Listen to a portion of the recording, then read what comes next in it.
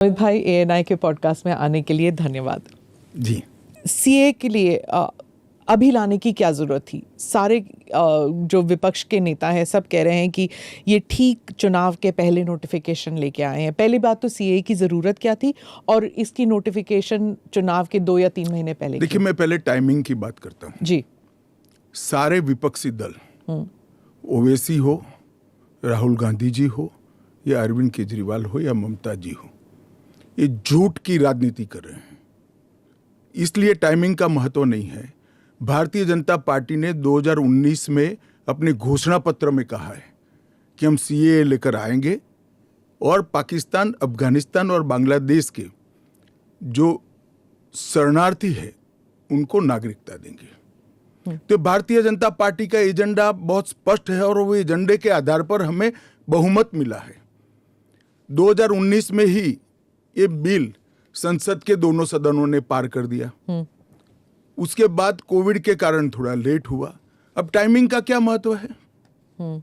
सरकार ने अपनी विल चुने जाने से पहले अभिव्यक्त कर दी है। चुनने के बाद फर्स्ट प्रायोरिटी में पहले ही साल में दोनों सदनों से इस कानून को मान्यता मिल गई है। रूल्स फॉर्मेलिटी है।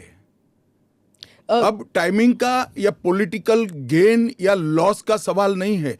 अब विपक्ष तुष्टीकरण की राजनीति कर कर, एपीसमेंट की पॉलिटिक्स कर कर वोट बैंक को कंसोलिडेट करना चाहता है। मैं उनको विनती करना चाहता हूं कि आप एक्सपोज हो चुके हो, ये मत करिए। पूरे देश की जनता जानती है कि सीएए इस देश का कानून है और ये 4 साल में मैं कम से कम 41 बार बोला हूं कि ये होगा, चुनाव के पहले होगा। अब क्या मतलब है टाइमिंग का सवाल करने का? तो इतने साल तो हुआ नहीं ना, 2019 के बाद अब हुआ है। स्मिता जी, मुझे एक बात बताइए, wheel of legislator, wheel of government bill से प्रकट होता है या रूल से प्रकट होता है? ऑब्वियसली बिल से। रूल व्यवस्था करता है, जो करने में पहले कोविड के कारण और बाकी सारे पॉलिटिकल इश्यूज के कारण लेट हुआ। मगर कब से नागरिकता मिलेगी? तो 2014 के पहले से। वो थंब रूल वहीं का वहीं है। आज क्या फर्क पड़ गया है बताइए? कोई फर्क नहीं पड़ा है। भारतीय जनता पार्टी को के लिए ये पॉलिटिकल गेन का मुद्दा नहीं है। भारतीय जनता पार्टी के लिए, हमारे नेता नरेंद्र मोदी जी के लिए अफगानिस्तान, पाकिस्तान और बांग्लादेश से आए हुए करोड़ों शरणार्थियों को उनका अधिकार देने का मुद्दा है, उनकी वेदना से मुक्ति दिलाने का मुद्दा है और उनकी 3 पीढ़ी को न्याय देने का मुद्दा है, जो कांग्रेस पार्टी ने कभी नहीं दिया। आप कह रहे हैं करोड़ों लोग यहाँ आएंगे, लेकिन ये पॉलिटिकल नहीं है, मतलब आपको कोई पॉलिटिकल फायदा नहीं होगा। लेकिन जो विपक्ष है वो कहती है कि आप एक नया वोट बैंक बना रहे हैं, बीजेपी एक नया वोट बैंक बना रही है अपने लिए। देखिए, विपक्ष को और कोई काम नहीं। उन्होंने तो सर्जिकल स्ट्राइक और एयर स्ट्राइक को भी बताया कि आपका पॉलिटिकल फायदा है, तो क्या हम टेररिज्म पर कदम न उठाए? इन्होंने 370 को भी बताया कि ये आपके पॉलिटिकल फायदे के लिए कर रहे हैं। हम 1950 से कह रहे हैं कि हम 370 को हटाएंगे। उनका हिस्ट्री है, जो बोलते हैं वो करते नहीं है। मोदी जी का हिस्ट्री है, जो भारतीय जनता पार्टी ने कहा है, नरेंद्र मोदी ने कहा है, वो पत्थर की लकीर है। मोदी की हर गारंटी पूरी होनी है। 2019 में आपने एएनआई को इंटरव्यू में कहा था कि जो हिंसा हुई थी उस वक्त, सीए के कारण जो हिंसा हुई थी उस वक्त आपने कहा था एक डिसइंफॉर्मेशन कैंपेन है और वो आप दूर नहीं कर पाए उस डिसइंफॉर्मेशन को, मिस इन्फॉर्मेशन, डिसइंफॉर्मेशन, जो भी। इस बार क्या पार्टी जो है या सरकार जो है उसको अलग कर पाई है? स्मिता जी, दरमियान में मैंने कहा 41 टाइम, 41 बार अलग अलग मंचों से इसके बारे में मैंने डिटेल बात करी है कि इस देश के अल्पसंख्यक माइनॉरिटीज या तो किसी और व्यक्ति को डरने की जरूरत नहीं है, क्योंकि सीए में किसी की नागरिकता लेने का प्रावधान ही नहीं है। सीए सिर्फ और सिर्फ 3 देश, अफगानिस्तान, पाकिस्तान और बांग्लादेश से हिंदू, सिख, बौद्ध, क्रिश्चियन और पारसी, जो जैन और पारसी शरणार्थी आए हैं, इनको उनका अधिकार देने का कानून है, नागरिकता देने का कानून है, जिससे इनके जीवन की वेदनाओं को हम कम कर पाए। मैं बाकी रिलीजन्स के बारे में बाद में आती हूँ, पहले मुसलमान समुदाय के बारे में बात करते हैं, क्योंकि चाहे ओवैसी साहब हों, चाहे ममता बनर्जी हों, और फिर बहुत से विदेशी मीडिया जो है वो भी कह रही है it's an anti Muslim law, because आप मुसलमानों को नहीं शामिल कर रहे हैं, तो वो क्राइटेरिया ही है कि मुसलमान नहीं होने चाहिए। ऐसा नहीं है। आप इस लॉ को आइसोलेशन में नहीं दे सकते। इस देश का एक इतिहास है। 15 अगस्त 1947 को देश का विभाजन हो गया, देश 3 हिस्सों में बंट गया। वो बैकग्राउंड है। भारतीय जनसंघ, भारतीय जनता पार्टी हमेशा विभाजन का विरोध किया। हम कभी सहमत नहीं थे। इस देश का विभाजन धर्म के आधार पर होना ही नहीं चाहिए था, मगर उस वक्त किया गया। जब धर्म के आधार पर आप विभाजन करते हो और वहां जो अल्पसंख्यक है उन लोगों पर ढेर सारे अत्याचार हो, धर्म परिवर्तन कराए जाए, इनकी महिलाओं को अपमानित किया जाए, वो माँ बहन बेटी के लिए वो शरण में आए भारत की, तो क्या उसको यहाँ नागरिकता का अधिकार नहीं है? और स्वयं कांग्रेस के नेताओं ने आजादी के वक्त सैकड़ों भाषणों में कहा है कि अभी मारकाट चल रही है, अभी जहां है वहां रह जाइए, बाद में जब कभी भी भारत में आएंगे आपका स्वागत है। परंतु बाद में इलेक्टोरल पॉलिटिक्स चालू हुई, वोट बैंक की राजनीति चालू हुई। अपीसमेंट के कारण वो वादा कांग्रेस पार्टी ने कभी पूरा नहीं किया, जो आज नरेंद्र मोदी पूरा कर रहे हैं। सर, जो बाकी समुदाय, बाकी जो रिलीजन्स हैं, चाहे हिंदूज हैं, जैन हैं, बुद्ध हैं, सिख हैं, उन सबको तो मैं मानती हूँ, ठीक है, देवर रिलीजन्स बॉर्न इन इंडिया। नहीं, आंकड़े पर पारसी और अगर आप पारसी और ईसाइयों को ला सकते हैं, वो जो रिलीजन्स है, they were not born in India, तो अगर आप पारसी और ईसाइयों को ला सकते हैं तो मुसलमानों को क्यों नहीं? देखिए, मुस्लिम आबादी के लिए ही वो हिस्सा आज भारत का भाग नहीं है। वो भूमि इसीलिए दे दी गई थी। फिर तो हर देश से अव्यवस्था से जो आना चाहिए, इसके लिए भारत के दरवाजे खोल लो। भारत कहां बचता है? अखंड भारत के जो लोग हिस्सा थे और जिन पर धार्मिक प्रताड़ना हुई है, उसको शरण देना मैं मानता हूं हमारी नैतिक जिम्मेदारी है और हमारी कॉन्स्टिट्यूशनल रिस्पॉन्सिबिलिटी। और स्मिता जी, आप आंकड़े की गहराई में जाइए। जब विभाजन हुआ तब पाकिस्तान में 23% हिंदू थे, हिंदू और सिख थे। आज 3.7% बच गए। कहां गए सारे? इतने सारे तो यहां आए नहीं। धर्म परिवर्तन हुआ, अपमानित किया गया, दोयम दर्जे के नागरिक के नाते इनको रखा गया। कहां जाएंगे ये लोग? क्या देश इसका विचार नहीं करेगा? देश की पार्लियामेंट इसका विचार नहीं करेगी? देश की पॉलिटिकल पार्टियों ने इनका विचार नहीं करना चाहिए? इसमें अहमदी मैं बांग्लादेश भी है। मैं बांग्लादेश की बात करता हूं जी। 1951 में हिंदुओं का प्रतिशत 22% था। मैं 51 की बात कर रहा हूं। बांग्लादेश की 51 के आंकड़े ऊपर हमारे पास है। 2011 की जनगणना में वो 10% रह गए। कहां गए वो लोग? अफगानिस्तान 1992 के पूर्व, मैं 92 के आंकड़े मेरे पास लगभग 2 लाख सिख और हिंदू थे और आज करीब 500 बच गए। क्या इन लोगों को अपनी बिलीफ से जीने का अधिकार नहीं है? वो जब भारत एक था तब हमारे ही थे, हमारे ही भाई है, हमारी ही बहन है, हमारी ही माता है। अगर यही थ्योरी को आप अपना लो तो पार्टीशन के बाद इतने सारे शरणार्थियों को क्यों लिया? उसका भी तर्क नहीं है फिर तो वही मैं पूछूंगी कि आपने कहा कि धर्म के आधार पर दूसरा मुल्क बना, पर वहां पर शिया और अहमदी, बलोच, ये भी तो प्रताड़ित है वहां पर। देखिए, वो प्रताड़ना आंकड़ों के आधार पर इतनी सिद्ध नहीं की जाती और पूरी दुनिया में सारा ब्लॉक मुस्लिम ब्लॉक माना जाता है। आप मेरी बात समझ कर चलिए। और शिया, अहमदिया वो तो छोड़िए, मुसलमान को भी अधिकार है यहाँ एप्लीकेशन करने का। हमारे संविधान ने रास्ता खोला है, वो एप्लीकेशन कर रेफ्यूजी के तौर पर ना रेफ्यूजी के तौर पर नहीं, नागरिकता लेने के लिए अप्लाई कर सकते हैं। भारत सरकार इनकी भारत की सुरक्षा और भारत की बाकी सारी चीजों को देखते हुए उसका निर्णय करेगी। अच्छा, तो एक रास्ता council या किसी कुछ- के लिए बंद नहीं है। अच्छा। ये स्पेशल एक्ट इसलिए बनाया है कि ये किसी भी वैध डॉक्यूमेंट के बगैर शरण में आए हैं, बॉर्डर क्रॉस कर कर आ गए हैं। तो अब आपने पोर्टल भी खोल दिया है, उसमें वो सारे डिटेल्स करेंगे।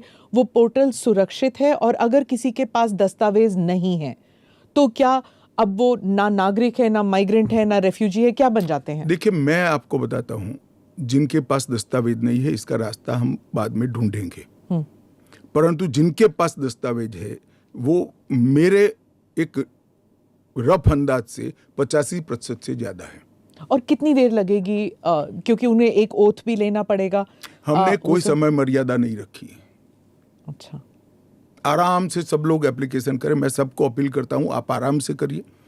ये एप्लीकेशन देश की सभी भाषाओं में है।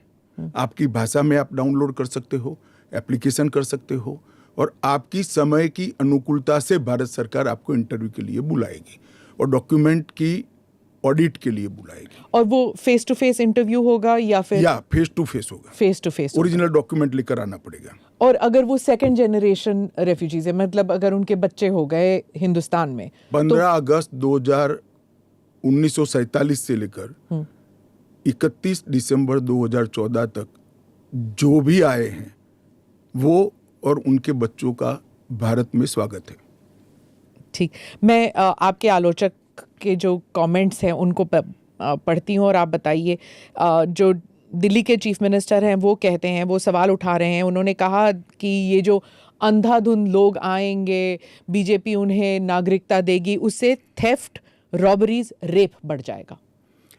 दिल्ली के मुख्यमंत्री अपने भ्रष्टाचार के उजागर होने से अपना आपा खो बैठे हैं।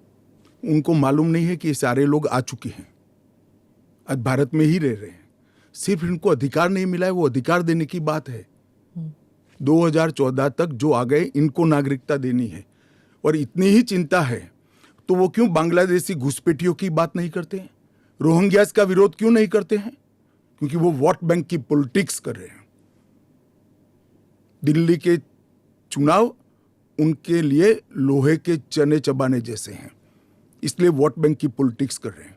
नौकरी का कहां सवाल है, वो ऑलरेडी यहां है। और बांग्लादेशी नौकरी का अधिकार नहीं मार रहे हैं क्या? रोहिंग्यास नहीं मार रहे हैं? इनके लिए तो आप कभी नहीं बोले भाई। सिर्फ जो हिंदू शरणार्थी आए हैं, जो बौद्ध शरणार्थी आए, जो जैन, पारसी और क्रिश्चियन शरणार्थी, इसी का विरोध कर रहे हैं। वो यही कह रहे हैं कि आप अपने नागरिकों को नौकरी नहीं दे पा रहे हैं, और इनको आप स्मिता जी वो पार्टीशन के बैकग्राउंड को भूल गई हैं। शायद उनको जो निराश्रित आए थे, जो रेफ्यूजीज आए थे, इनके परिवार के साथ एक चाय पीनी चाहिए। अरबों खरबों रुपए की संपत्ति छोड़कर रेफ्यूजी बनकर यहां आए थे, दिल्ली के बाजार में सब्जियों की दुकान लगाई थी। मोदी जी ने विभाजन की विभीषिका का दिन मनाकर उसको हिस्ट्री का हिस्सा बनाया है। इन लोगों के मन में संवेदना नहीं है, वो समझते नहीं है वहां धर्म के आधार पर इनके परिवार की महिलाओं का गौरव छीना जाए, अपमानित किया जाए, क्या करेंगे वो? इनकी वेदना हम भी नहीं सुनेंगे।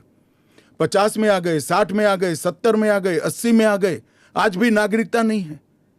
बच्चों को अस्पताल में दाखला नहीं मिलता है, ढंग की नौकरी नहीं मिलती है, छुट भैया नौकरी करते हैं, अपने नाम से प्रॉपर्टी नहीं ले सकते हैं, मतदान नहीं कर सकते हैं।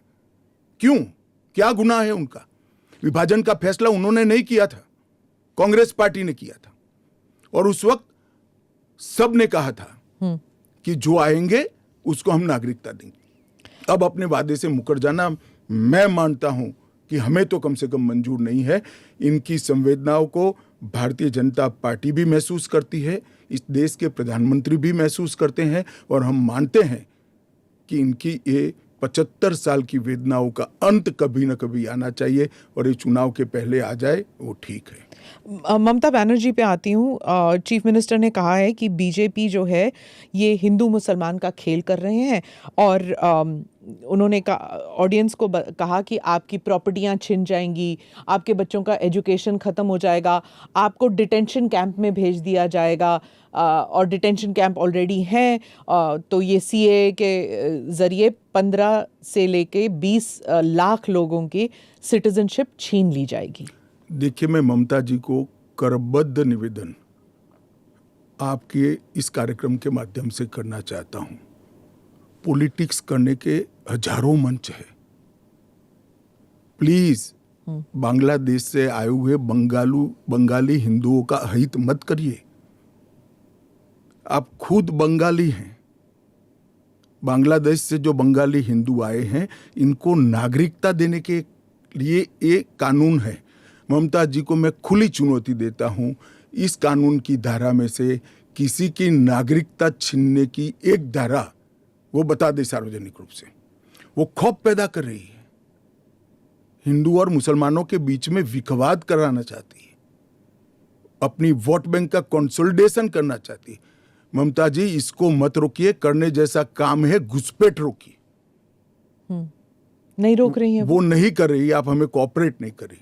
आसाम में कंप्लीट घुसपैठ रोक गया क्योंकि वहां भारतीय जनता पार्टी का शासन है। किस तादाद तक घुसपैठ हुआ है और कब से हो रहा है? देखिए, इसके अधिकृत आंकड़े जब तक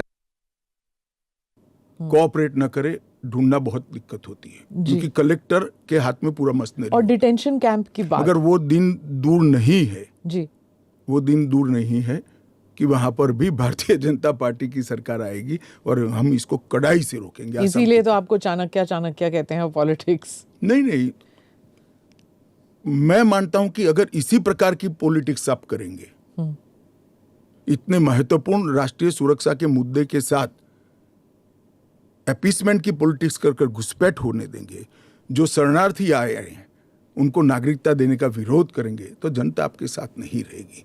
ममता जी को शरणार्थी और घुसपैठिए दो शब्द के बीच का अंतर ही मालूम नहीं है या जान के नहीं कर रही?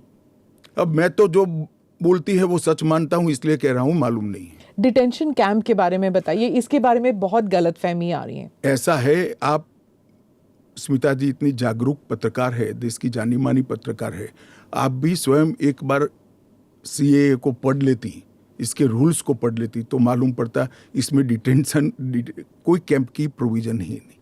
जो इलीगल माइग्रेंट्स हैं, अगर उनके पास कोई दस्तावेज नहीं है, उन्हें वापस अपने देश भेजने से पहले उन्हें डिटेंशन कैंप में रखा जाता है। ये आपने डिटेंशन एरिया में, जेल में नहीं डाल सकते, ये आपने 2019 में मुझे समझाया था एक इंटरव्यू में। सीएए में डिटेंशन कैंप नहीं है। इसी को लेकर मैं सवाल पूछ रही हूँ कि अगर सीएए के तहत वो लोग नहीं आते तो वो कहाँ जाएंगे, क्या होगा उनका? नहीं, उनकी व्यवस्था होगी ना। 100 लोगों का प्रॉब्लम है तो उसमें से 85 का तो अभी क्लियर हो रहा है, बाकी का आगे सोचेंगे। तो कितने लोग होंगे आपके हिसाब से? लाखों में, करोड़ों में, हजारों में, कितने लोग हैं? देखिए, ढेर सारे लोग हैं, इसकी कोई गिनती नहीं है। वो जब एप्लीकेशन आएगी, और बहुत सारे लोग, ये जो मिस कैंपेन चल रहा है, अपप्रचार चल रहा है, इसके कारण शायद एप्लीकेशन करते हुए भी डरेंगे। मैं सबको आश्वस्त करना चाहता हूं, आप यहां पर अप्लाई कर दीजिए। नरेंद्र मोदी गवर्नमेंट पर भरोसा रखिए, आपको रिट्रोस्पेक्टिव इफेक्ट से सिटीजनशिप दी जाएगी। आपका अवैध तरीके से भारत में आना, इस शरणार्थी के रूप में आपको स्वीकृति ये कानून दे रहा है, इसका कोई क्रिमिनल केस आप पर होगा नहीं, और आपकी भारत में की हुई सारी एक्टिविटी को भी वैधता प्रदान की जाएगी। तो किसी को डरने की जरूरत नहीं है। उनके पास एक्स्ट्रा राइट्स होंगे या इक्वल राइट्स होंगे या कम राइट्स होंगे? इक्वल राइट होंगे, वो भारत के नागरिक माने जाएंगे। मेरा और आपके जितना ही अधिकार उनका होगा। एक और बात थी, वो एक तो गलतफहमी, अप्रचार कहिए या जो भी है, या कंफ्यूजन ही कहिए, कि असम में सीएए लागू होगा या नहीं होगा, और एनआरसी और सीएए ये इनका क्रॉसिंग है कि नहीं, इंटर देखिए, असम में जो एनआरसी की ऑर्डर हुए वो सुप्रीम कोर्ट ऑफ इंडिया की, इसका सीएए से कोई लेन देन नहीं है। आसाम नहीं, देश के हर हिस्से में सीएए लागू होगा। सिर्फ नॉर्थ ईस्ट के राज्य जहां पर 2 प्रकार के विशेषाधिकार उनको दिए गए हैं, वो विशेषाधिकार के तहत जो राज्य आते हैं उनको ही सीएए नहीं होगा। एक इनर लाइन परमिट का प्रोविजन है और संविधान की 6ठी अनुसूची में शामिल जनजातीय क्षेत्र है। हाँ, वो जो 6 शेड्यूल में वो असम के कुछ जम्मू कश्मीर के कुछ इलाके, राजस्थान के कुछ इलाके, हिमाचल के कुछ इलाके आते हैं उसमें। वहाँ नहीं लागू होगा, बाकी सब जगह लागू हो जाएगा। पर लोग नहीं जानते ना, क्योंकि कुछ साल वो यहाँ हैं, कुछ साल, और जो ट्राइबल इलाके हैं उनका जो कॉम्पोजिशन है वो बदलेगा नहीं सीए की वजह से? जरा भी नहीं बदलेगा। ट्राइबल कॉम्पोजिशन और उनके अधिकार को हम जरा भी डाइल्यूट नहीं कर रहे हैं। हमने एक्ट में ही प्रोविजन कर दिया है कि जहां पर भी इनर लाइन परमिट है और जहां संविधान की 6ठी सूची में जो क्षेत्र शामिल किए गए हैं, इन पर वहां पर सीएए नहीं लागू होगा और वहां के एड्रेस वाला एप्लीकेशन भी ऐप में अपलोड ही नहीं होता है। तो लागू होने का सवाल ही नहीं आता है। और एक्ट में ही प्रोविजन है, मगर हमने एप्लीकेशन में भी वो एरिया को एक्सक्लूड कर दिया है। कोई अप्लाई करेगा भी वो वहां से तो नहीं, ऐप ही नहीं खुलेगा। पर वो कहीं और जाके अप्लाई कर सकता है ना? तो वो भारत के नागरिक तो बन नहीं सकते हैं। हाँ, अच्छा, ओके। वो संविधान की 6ठी अनुसूची में सुरक्षित क्षेत्रों के नागरिक नहीं बन सकते। इनर लाइन परमिट से सुरक्षित क्षेत्रों के नागरिक नहीं बन सकते। वो भारत के नागरिक बन ही सकते हैं। आपने कहा हर जगह लागू होगा। केरल, तमिलनाडु, पश्चिम बंगाल, इन तीनों राज्यों ने कहा है कि हम यहाँ पर लागू नहीं होने देंगे। क्या उनके पास ये अधिकार है कि वो लागू नहीं करने देंगे? वो भी समझ रहे हैं कि उनको अधिकार नहीं है। हमारे संविधान के अनुच्छेद 11 में संसद ने नागरिकता के बारे में कानून बनाने का अधिकार केवल और केवल भारत की संसद को दिया गया है। एक केंद्र का विषय है, केंद्र और राज्यों का साझा विषय नहीं है। तो नागरिकता के बारे में कानून और कानून का इम्प्लीमेंटेशन, वो दोनों हमारे संविधान की 246/1 अनुच्छेद के माध्यम से इसको शेड्यूल 7 में डाला गया है, जो केंद्र की इसकी तमाम शक्तियां केंद्र को दी गई है। पर जैसे वेरिफिकेशन वगैरह है, पूरा जो ग्राउंड पे तो चेकिंग होगी ना, वो सब तो स्टेट गवर्नमेंट ही करेंगे। क्या वेरीफाई करना है? सिर्फ पोर्टल के थ्रू? वो तो इंटरव्यू में लेकर आएंगे कि मैं बांग्लादेश से आया हूं, देखिए मेरा पुराना डॉक्यूमेंट है। और वो राज्य में नहीं होगा इंटरव्यू? इंटरव्यू राज्य में भी हो सकता है, भारत सरकार करेगी। तो कोऑपरेशन की जरूरत नहीं है, क्योंकि ये करना ही होगा। मैं मानता हूं चुनाव के बाद सब कोऑपरेट करेंगे। ये पॉलिटिक्स के लिए गलत प्रचार कर रहे हैं, अपीसमेंट की पॉलिटिक्स। और क्या यहाँ मतलब बांग्लादेश, अफगानिस्तान, पाकिस्तान के जो शरणार्थी हैं, क्या वो तमिलनाडु में गए हैं? वहां पर मतलब स्टालिन इसको इतना बड़ा, भाई मैं कोई पॉसिबिलिटी छोड़ना नहीं चाहता। एक भी है तो उसको नागरिकता देंगे। जी। जयराम रमेश, कांग्रेस के नेता, ने कहा है कि ये अनकॉन्स्टिट्यूशनल है। शशि थरूर कहते हैं कि अगर कांग्रेस जीत जाती है इलेक्शन या इंडिया अलायंस जीत जाती तो ये सीएए को रिपील कर दिया जाएगा। क्या कहेंगे आप? देखिए, उनको भी मालूम है कि इंडिया अलायंस सत्ता में नहीं आना है। मैं आज आपके चैनल पर कहना चाहता हूं, सीएए के कानून को भारतीय जनता पार्टी की सरकार लाई है, नरेंद्र मोदी सरकार लाई है। इसको रिपील करना असंभव है। हम पूरे देश को जागरूक करेंगे और रिपील करने वालों को कहीं पर स्थान ही न मिले, इसी स्थिति होगी। और जहां तक असंवैधानिक होने का सवाल है, वो अनुच्छेद 14 का हवाला देते हैं। वो भूल जाते हैं कि अनुच्छेद 14 में 2 अपवाद रखे हुए हैं। एक रीजनेबल क्लासिफिकेशन का अपवाद है और दूसरा कानून के उद्देश्यों के साथ लॉजिकल संबंध होना चाहिए। तो वो आर्टिकल 14 का वायोलेशन नहीं करता है। इसमें रीजनेबल क्लासिफिकेशन बहुत स्पष्ट है कि जिन लोगों पर भारत के पुराने हिस्सों में आज वो विभाजन के कारण देश से कटे हैं, अफगानिस्तान, पाकिस्तान और बांग्लादेश में, जिन लोगों पर धार्मिक प्रताड़ना होने के कारण जो भारत की शरण में आए हैं, उसके लिए एक कानून है। तो रीजनेबल क्लासिफिकेशन बहुत स्पष्ट है और इसलिए ये पूरी तरह से संवैधानिक कानून है। एक और क्रिटिसिज्म है, महबूबा मुफ्ती कहती हैं कि ये सुप्रीम कोर्ट में जो है उसकी सुनवाई अभी बाकी है, तो इतनी जल्दबाजी क्यों? देखिए, हर कानून को कोई सुप्रीम कोर्ट में स्टे करेगा तो कानून का इम्प्लीमेंटेशन नहीं होगा। सुप्रीम कोर्ट के सामने न्याय मांगने के लिए जाना और सुप्रीम कोर्ट ने स्टे देना दो अलग बात है। इस कानून पर सुप्रीम कोर्ट का कोई स्टे नहीं है।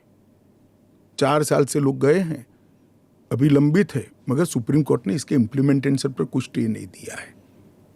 मैं महबूबा जी को पूछना चाहता हूं, 370 पर 1951 में ही सुप्रीम कोर्ट में अर्जी हो गई थी, फिर क्यों इतने समय तक आप एंजॉय किए भाई? आप बताएंगे देश की जनता को?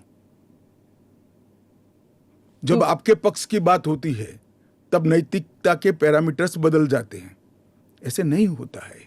देश का एक संविधान है, परंपराएं हैं, अदालतों की परिपाटी है, इसके हिसाब से देश चलता है। वो संविधान के बारे में बात करें तो यूबीटी जो ग्रुप है शिवसेना की, वो कहते हैं कि आपकी विफलताओं को छुपाने के लिए मेरा उद्धव जी से रिक्वेस्ट है कि कानून चाहिए या न चाहिए वो स्पष्ट करो पहले। क्या उद्धव जी बोल सकते हैं कि कानून नहीं आना चाहिए? मैं आज उनका आह्वान करता हूं, देश की जनता के सामने, महाराष्ट्र की जनता के सामने स्पष्ट करें कि सीएए नहीं होना चाहिए। हिंदू शरणार्थियों को, बौद्ध शरणार्थियों को, जैन, बौद्ध और क्रिश्चियन शरणार्थियों को नागरिकता नहीं मिलनी चाहिए। एक बार उद्धव जी स्पष्ट करें जरा। आपका इशारा बाल आई ठाकरे वॉश की। आप कर रहे हो, टाइमिंग का सवाल दिख रहा, तत्व का क्यों चर्चा नहीं करते हो? आपका इशारा बाल ठाकरे की तरफ। नहीं, मेरा तो उनकी ओर है। बाल ठाकरे साहब तो अब रहे नहीं, वो स्पष्ट करे। क्योंकि वो पहले बोलते थे जो नहीं, पार्लियामेंट में भी बोले हैं। अब उनको अल्पसंख्यकों के वोट चाहिए, एपीसमेंट की पॉलिटिक्स इसलिए आज उद्धव ठाकरे कर रहे हैं, हम नहीं कर रहे। हमारा डे 1 से स्पष्ट स्टैंड है कि भारत के कटे हुए हिस्से से जो शरणार्थी आए हैं, ये 3 देशों से धार्मिक प्रताड़ना के कारण आए हैं। वहां के जो अल्पसंख्यक आए हैं उनको इस देश को नागरिकता देनी चाहिए। ओवैसी साहब पे आ जाती हूँ, जो आपके हमेशा ही स्पीक्स अगेंस्ट यू, तो उनके बारे में वो खुलकर ही कह रहे हैं कि ये एंटी मुस्लिम है। क्या तर्क है आपका? एंटी मुस्लिम कैसे है? कि आप सिर्फ मुसलमानों को एक उसको आपने क्राइटेरिया बना दिया, ये मैं वो कह रहे हैं। क्राइटेरिया ये बना है कि जिस पर धार्मिक प्रताड़ना होती है इसको देंगे, और अगर वो और मुसलमान भारत के पुराने हिस्से से मुसलमानों पर इसलिए धार्मिक प्रताड़ना नहीं हो सकती कि तीनों देश घोषित इस्लामी स्टेट है। कौन करेगा धार्मिक प्रताड़ना? कौन करेगा इस्लाम के अनुयायियों के साथ? ये तीनों देश घोषित इस्लामिक स्टेट है, इनके नाम के अंदर है, इनके संविधान में है। पर मैं फिर से वही पूछूंगी कि अगर आप ईसाइयों को दे सकते हैं, अगर आप पारसीज को दे सकते हैं जो इस्लामिक नहीं हैं, और अगर उन पर हो रहा है, तो फिर आप why can't you give it मुसलमानों को क्यों नहीं? देखिए, ऐसे तो फिर दुनिया भर से देश में जो आए सबको नागरिकता दे। तो अमेरिका तो करता है ना, सबको ले हम भी लेता है। करते हैं, अप्लाई करे वो घुस कर नहीं आ सकते। उनको ऑफिशियल एयरपोर्ट से, ऑफिशियल पोर्ट से, ऑफिशियल लैंड पोर्ट से आने की परमिशन ही नहीं है, इसलिए बेचारे घुस कर आते हैं, शरण में आते हैं। अमित भाई, वो आपका एक वो इंटरव्यू बार बार लूप पे चल रहा है हर जगह कि क्रोनोलॉजी समझिए, सीए के बाद एनआरसी आएगा। देखिए, ऐसा है स्मिता जी, सीए का कानून अभी चर्चा पर है। 1, इसमें एनआरसी का कोई प्रोविजन नहीं है। 2, इसमें किसी की नागरिकता छीनने का कोई प्रोविजन नहीं है। 3, अगर विपक्ष को ये चाहिए कि उनसे चर्चा हो, तो कोई भी कानून करने से पहले और बाद में संसद में चर्चा होती ही है। तो दोनों को मिक्सअप कर आप क्या लेना चाहते हो? अभी सिर्फ सीए चर्चा में है। जैसे सीए को इतना वक्त लगा, जिस तरह फार्म लॉज को रोल बैक किया गया क्योंकि सच अ लॉट ऑफ बैकलैश, तो क्या अगर इंटरनेशनल प्रेस में आने लगे और अगर यहाँ पर सड़कों पर लोग उतर आए तो क्या ये भी वापस ले लिया जाएगा? देखिए, सीए का कानून कभी वापस नहीं जाएगा और भारत की नागरिकता सुनिश्चित करना ये भारत का विषय है, भारत की संप्रभुता का निर्णय है। इसके साथ हम कोई कॉम्प्रोमाइज नहीं कर सकते। जब हम ट्राइबल एरियाज़ की बात करते हैं, अभी आपने कहा कि जो 6 शेड्यूल और जो काउंसिल्स, ट्राइबल काउंसिल्स का एरिया था, वहाँ पर ये ऑटोनोमस काउंसिल्स जहाँ पर हैं वहाँ पर नहीं होगा, लागू नहीं होगा। इन एरियाज़ में जो है डेवलपमेंट होता नहीं है क्योंकि इतने सारे लेवल्स ऑफ गवर्नेंस होते हैं वहाँ पर। अब 2 दशक पहले की बात कर रही हैं। हाँ। आज वहाँ जाकर आइए, मोदी जी ने पूरे नॉर्थ ईस्ट में एयरपोर्ट वगैरह, हाँ, एयरपोर्ट बना दिए, रेल पहुंचने को आ गई, रोड बना दिए, हर घर में बिजली पहुंच गई, शौचालय पहुंच गया, हर घर में स्वास्थ्य की सुविधाएं पहुंच गई, गैस का सिलेंडर पहुंच गया, शिक्षा की भी उच्चतम शिक्षा संस्थान आज नॉर्थ ईस्ट में एस्टैब्लिश हुए हैं। जो पोर्टल से जब इनको नागरिकता मिलेगी, इससे उनको क्या क्या सुविधाएं मिलेगी?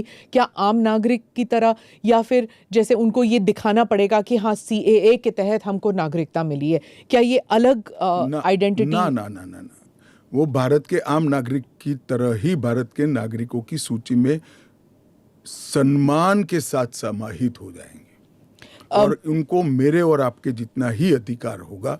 वो चुनाव भी लड़ सकते हैं, एमएलए भी बन सकते हैं, एमपी भी बन सकते हैं, मुख्यमंत्री या केंद्र सरकार के मंत्री भी बन सकते हैं। राहुल गांधी जो न्याय यात्रा में बार बार सीए भी उठा रहे हैं और बाकी विषयों पर भी सरकार पर आरोप लगाते हैं कि अपनी विफलताओं को छुपाने के लिए कभी सीए लागू कर रहे हैं। मेरा तो आपसे रिक्वेस्ट है जी, कांग्रेस में आपकी अच्छी खासी पहुंच है, इस विषय पर राहुल जी से एक बार चर्चा कर डिटेल पूछ लो जरा। वो चर्चा नहीं कर रहे हैं ना, वो मीडिया को वहां पर कह रहे हैं कि मीडिया जो है वो चर्चा नहीं करना चाहती क्योंकि वो हमारे हाथ बंधे हुए हैं, हमारा मुंह बंद है। नहीं, मगर इस कमरे में बैठकर आपको इंटरव्यू करे सीए पर और समझाए, जो वो बोल रहे हैं वो इतना समझा दे जनता को। राजनीति के अंदर आपके निर्णय को जस्टिफाई करने की जिम्मेदारी आपकी होती है। जैसे मेरी सरकार का फैसला ऐसी है, इसके बारे में मेरी पार्टी के तर्क, मेरी गवर्नमेंट के तर्क और क्यों ये देश के हित में है मुझे समझाना पड़ता है। जरा राहुल गांधी जी आपके इसी कमरे में आकर देश को समझा दे कि क्यों विरोध में है। आप कहते हैं कि ये राजनीतिक नहीं है, लेकिन आपके जो राजनीतिक स्पीचेस हैं, तेलंगाना में आपने कहा, जब आप अपने वायदे गिनते हैं कि ये वायदे हमने पूरे किए, तो सीए भी उसमें है, तो इसमें राजनीतिक कहाँ से हो गया? तो फिर आपके तो वायदे हमारा एक वादा था कि देश के अर्थतंत्र को सुधारेंगे, तो क्या अर्थतंत्र मत सुधारो, पॉलिटिक्स कर रहे हो। फिर राजनीतिक कहाँ से हो गया? हम मानते हैं सीए देश के हित में है, इनका अधिकार है, इसलिए हमने दिया है। पॉलिटिक्स कहाँ से? वो भी कहना देना चाहिए। अगर राजनीतिक फायदा है तो उनको कौन रोक रहा है? पर सीए पे तो बहस हुआ नहीं ना, वो बात पास हो गया, उसके बाद पास कैसे हो गया? पार्लियामेंट में पूरी बहस करी हमने। तो अगर 400 सीट आते तो क्या वो फुल लाइसेंस हो जाता है कि आपके हिसाब से कि जनता ने कहा कि हमने आपको 400 सीट दी है, अब आप जो भी देश हित में समझे वो करते जाइए। ऐसे लाइसेंस जिन्होंने उपयोग करे, हमने तो कभी नहीं करे। हमने तो जनता ने जब जब आशीर्वाद दिया बड़ी जिम्मेदारी के साथ देश चलाया, चाहे अटल जी हो चाहे नरेंद्र भाई। इंदिरा गांधी ने एक बार लाइसेंस का दुरुपयोग किया था और फिर स्वयं चुनाव हार गई थी। तो इसका भी मैकेनिज्म पड़ा है ना। जो लाइसेंस का दुरुपयोग करेगा उसका भी मैकेनिज्म है। हमारे 5 साल के बाद पब्लिक के सामने जाना है, यहां समाप्त नहीं हो जाता है। ये आप कह रहे हैं, लेकिन जैसे फॉरेन मीडिया को अगर आप देखें, वो कह रहे हैं कि एक के बाद एक जो आपने किया है, चाहे ट्रिपल तलाक हो, 370 हो, सीएए हो। एक सेकंड, फॉरेन मीडिया को पूछे उनके देश में ट्रिपल तलाक है क्या? नहीं है। उनके देश में मुस्लिम पर्सनल लॉ है क्या? उनके देश में एक भी स्टेट में 370 जैसा प्रोविजन है क्या? पर हमारे में हिंदू लॉ भी तो है, सक्सेशन लॉ है। इसका नाम हिंदू लॉ है, वो देश का नागरिक कानून ही है। फिर मैं उसी सवाल पे आती हूँ, चाहे सीए हो, यूसीसी हो, या यूसीसी नहीं, सीए हो, या फिर 370 हो, ट्रिपल तलाक हो, ये सब आपकी मेजॉरिटी की वजह से ये सब स्मूथली हो गया। अगर आप 400 लेकर आते हैं तो फिर तो कुछ और ही हो सकता है, इन द सेंस कि प्रियम्बल तक आप बदल सकते हैं, सोशलिज्म हटा देंगे, देखिए हमारे सेक्युलरिज्म हटा हमारे देंगे। संविधान की रचना करते वक्त ये सारी चीजें बहुत सोच समझकर बनाई गई हैं। तो मुझे बताइए कि जब जवाहरलाल नेहरू जी की पूर्ण बहुमत होती थी, इंदिरा जी की होती थी, राजीव गांधी को 400 सीट मिल गई, तो उस वक्त सब उचित था? नहीं था ना, इसीलिए तो उन्हें हटा दिया गया। तो हम भी नहीं करेंगे, उचित नहीं करेंगे, हम संयम नहीं रखेंगे, सेल्फ डिसिप्लिन नहीं रखेंगे, तो हमें भी बदल देंगे। ये तो कोई तर्क नहीं हुआ। देखिए नरेंद्र मोदी के पास, इस देश के प्रधानमंत्री के पास 10 साल का ए ग्रेड पास्ट रिकॉर्ड है और 25 साल का प्लानिंग है। 25 और साल 25 साल का Total. प्लानिंग उन्होंने बनाया है कि 15 अगस्त 2047 को भारत पूर्ण विकसित भारत होगा। और उन्होंने पहली बार सरकार की मदद से नहीं, देश के 130 करोड़ लोगों को आह्वान लेकर संकल्प करा है कि सभी लोग जुटे, और ये 25 साल भारत को महान बनाने के 25 साल है। और मुझे बड़ा गर्व है कि मेरे नेता के आह्वान पर पूरा देश आज इस संकल्प से संकल्पित होकर अमृत काल के लिए तैयार होकर खड़ा है। इसके साथ साथ इस देश में गुड गवर्नेंस, इस देश के अर्थतंत्र को दुनिया के प्रमुख अर्थतंत्रों में शुमार करना, दुनिया भर के टेक्नोलॉजी और R&D के लिए एक प्लेटफॉर्म बनाना, भारत को मैन्युफैक्चरिंग का हब बनाना, भारत को हर क्षेत्र में आत्मनिर्भर बनाना, इस देश की शिक्षा व्यवस्था को दुनिया के साथ और दुनिया से आगे ले जाने का प्रयास करना, ये सारी चीजें हमने करी है और ये भी हमारा एजेंडा है। मगर आप जब हमारे भाषण में से कुछ चुन लेती हो तो यही मुद्दे चुनती हो। अगर आप चुनाव जीतते हैं अगले 5 साल में एजेंडा क्या होगा? चलिए, एजेंडा हमारा घोषणा पत्र आएगा, इसमें आ जाएगा। आपका बहुत बहुत धन्यवाद। For more such videos, subscribe to the NewsX YouTube channel, hit the bell icon.